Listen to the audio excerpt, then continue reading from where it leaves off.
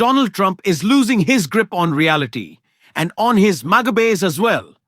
Because it's not just voters who are turned off by Trump in this moment. It is the top levels of leadership in the GOP. It is why, as Donald Trump tries to gerrymander Indiana, Republicans in the state Senate are telling him no. And so, Donald Trump enlisted his lackey J.D. Vance to go and try to fix that. He failed. So who did Trump call up next?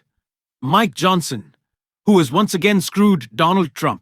And it is why Trump is melting down just a week after Johnson screwed him on the Epstein vote. We are going to get into how Trump is losing his mind at Mike Johnson. But before we do, if I could quickly ask you to leave a like on this video, and if you haven't already, and you enjoy our channel, to hit that subscribe button, because it goes a long way in supporting our work. Now, before we get into Trump's meltdown at Mike Johnson, who has once again failed him, I want to start with the Democrat who helped make it possible this fight back against gerrymandering. It's Pete Buttigieg calling out those Indiana Republicans right here.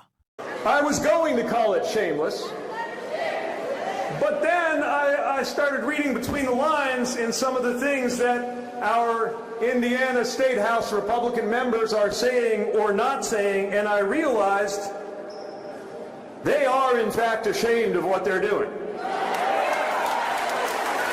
They ought to be ashamed, and they are. They don't want to have to stand up in front of Hoosiers and say, yeah.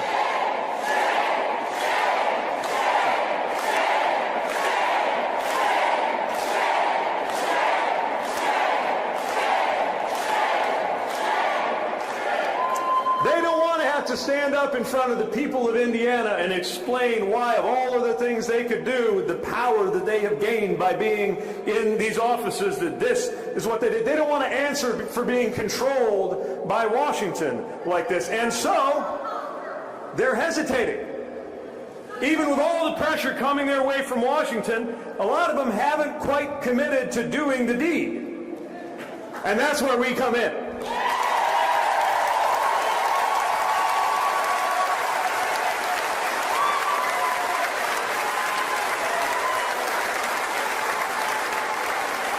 Now is our chance to talk to, yes, get a hold of your legislator, but also get a hold of your conservative cousin who knows just as sure as you do that this is wrong, and have them get a hold of their legislator.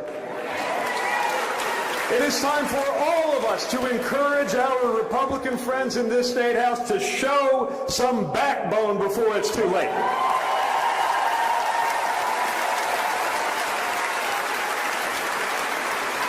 Because they could still do the right thing. And if they do, we should give them some credit for it. The reason why Donald Trump is so powerless in this moment, besides the obvious fact of his clear cognitive and physical decline, and also the fact that Democrats like Pete Buttigieg are stepping up, is that Republicans who used to always be afraid of Donald Trump's posts, his tweets, his angry attacks are not really that much anymore. Sure, there's a little bit of fear, but they're worried a lot more about the general election than they are their primaries. Which is why, when Donald Trump attacks Indiana Republicans with a threat like this, well, the result is what you'd expect. Trump most recently wrote on Truth Social, "I am working with Governor Mike Pence and other Indiana Republicans on picking up 2 Republican congressional seats. The governor, a good man, must produce on this, or he will be the only governor, Republican or Democrat, who didn't. I won Indiana in a landslide, the most votes ever gotten in the state. Such an honor." A Rhino State Senator Roderick Bray, who doesn't care about keeping the majority in the House in D.C., is the primary problem. Soon he will have a primary problem, as will any other politician who supports him in this stupidity. Thank you for your attention to this matter, Donald Trump. So that tweet used to be the nightmare for a Republican. They would wake up in a sweat thinking about a primary challenge against them directed by Donald Trump. But the difference now is Donald Trump doesn't have that level of political capital. The Epstein scandal, the Epstein cover-up, it has taken up everything. And Donald Trump can no longer direct his MAGA base like he used to be able to. And so he called up J.D. Vance. That didn't work. Now he's calling up Mike Johnson. That's not working. And that's why he's furious. And I want to get into it all. Mike Johnson set to huddle with Indiana Republicans amid redistricting fight. House Republicans are expected to talk with Johnson on a conference call at 1 p.m. Saturday before convening on December 1st. A spokesperson for Johnson did not immediately respond to a request for comment. Politico reported last week that Johnson called GOP Indiana Senate President pro temp Roderick Bray last Wednesday after Bray, whose caucus has largely resisted redistricting, said Senate Republicans would not convene to advance new maps. In the call, Johnson expressed the importance of holding Republicans' thin majority in the House ahead of the midterms. According to Bray, Indiana Republicans are weighing redrawing the 1st and 7th congressional districts, potentially yielding Johnson 2 additional seats. But earlier this week, Bray reversed course, saying the caucus would make a final decision on redistricting when they are expected to reconvene on December, though multiple Indiana Republicans close to the process, who spoke on the basis of anonymity, told Politico that they believe the Senate is still a handful of votes away from having support for the matter. And with all of this chaos around the Epstein vote and this gerrymandering fail, Donald Trump is furious, raging that Democrats have outmaneuvered GOP lawmakers and set a trap for him. And in many more ways than one, Donald Trump is right. Democrats have outmaneuvered him. They have bested him. Donald Trump said that he wanted at least 5 seats out of Texas. He instructed Greg Abbott to go get them. That is blowing up in his face. Not only because this map that he wants might not come to fruition, but also because even if it does, some of those close seats that aren't 100% Trump country, Trump districts, they could flip blue. So the seats specially designed to keep Democrats from winning them might in this political environment, because things are so bad for Donald Trump, flip blue, completely negating how far out of his way Greg Abbott went to try to help Donald Trump. But also think about that.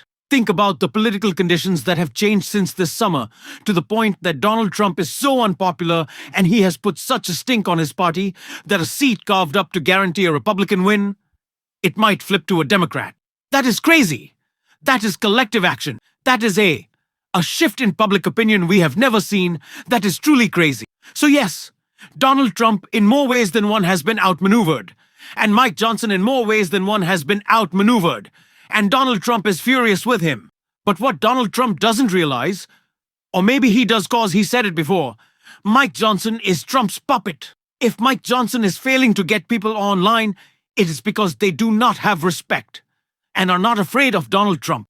So what Indiana Republicans said is doubling down on the "we are not going to listen to you, Donald," by saying it not just to J.D. Vance, not just to Trump directly, but to his little puppet Mike Johnson, wasting his time trying to get them to move. But it is not going to happen. That is the reality that Donald Trump is reckoning with right now. So he can lash out at Mike Johnson, he can attack him, be angry, be upset, all that he likes. But he is facing a new political reality. Those are the conditions that Donald Trump is under right now. It is why he is more radical than ever. It is why he is lashing out more than ever. It is why he is furious when Democrats instruct troops to disobey illegal orders. Because Donald Trump knows he needs every tool in his bag to be able to try to steal these midterms. And sending out troops to harass people at polling places is certainly part of that. But Donald Trump can only go so far. He can only do so much when even his own coalition is splintering. And really, that deserves a big old smile and a little bit of this, and a little bit of the "I was gonna," the old Gavin Newsom dance. And speaking of which, the guy who launched this fight pushing back against Donald Trump, who said we're not writing an op-ed, not a strongly worded letter. We're not gonna cry a little bit and move on. We're gonna actually do something about it. For once, Gavin Newsom actually spoke on this and what Democrats need to do going forward to preserve this backbone. I want to take a listen right here. And again, because I, like many, agree with you, support independent redistricting. But you can't do it state by state with one arm tied behind your back. You can't unilaterally disarm as other people are not playing by the rules. Donald Trump and Republican governors across the country, governors not just in Texas, but you're seeing what happened in Missouri. You see what happened in North Carolina. Obviously, what's going to happen in Indiana, likely, and then Florida. They're not screwing around. They're consolidating power. And we were sitting there, and I think Donald Trump did not expect what Californians did. He thought we would try to win an argument by writing an op-ed. Maybe express disdain and concern about the country. I don't expect that is the Democratic Party of... Yeah, of old. And I think that's the bottom line. And I think this moment, what happened on Tuesday, represents a new moment. Clarity, conviction, purpose, energy, on our toes, not on our heels, a resurgent Democratic Party. And it's a party that understands what's at stake for our democracy as we go into the 250th anniversary of our founding fathers. And I think that kind of momentum and direction is, I think, really going to enliven people in the next year. It does seem like Democrats see fight in you, and a lot of them seem to be, at least the ones we just saw upstairs in Texas, like the fight. I mean, Congressman Al Green introduced you as a future president of the United States. It's very generous words. Look, with humility, let me say two things. I disagree marginally with the premise of your question. This is the Election Rigging Response Act. This was not a fight we chose. This is a fight we felt was important to fight. Proposition 50 was never on the docket. It was not part of the agenda. For me, though, it goes back further. Goes back to the federalization of the National Guard. And I want to remind folks, it's not 200 or 300.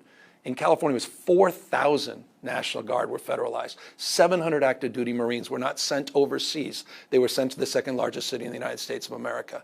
We kicked off the campaign, and Greg Bovino came out, and Border Patrol and tactical units at the Democracy Center to quite literally intimidate people from walking in.